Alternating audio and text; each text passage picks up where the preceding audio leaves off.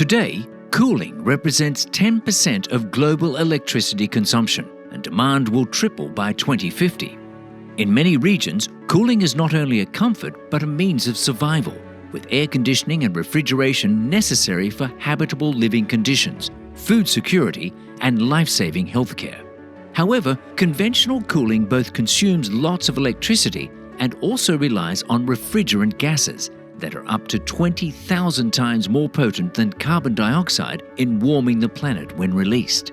Cleaner cooling technologies are available, but deployment has been limited by high upfront costs and uncertain returns from energy efficiency improvements. Cooling as a service is a new business model that accelerates clean cooling deployment by eliminating the upfront costs of state-of-the-art equipment for customers and aligning incentives for optimal efficiency operations. The technology provider owns, maintains, and pays electricity costs for installed cooling equipment, incentivizing deployment of the cleanest equipment and optimal maintenance.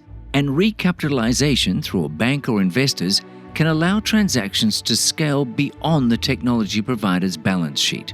Meanwhile, the cooling customer simply pays a fixed fee per unit of cooling used, giving them a much stronger incentive to conserve.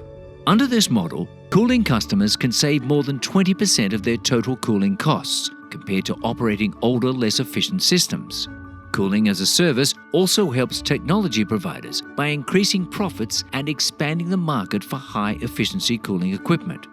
And for financial partners, cooling as a service provides a stable stream of revenue backed by credit-worthy technology company service contracts. Financial partners also access a potentially massive market.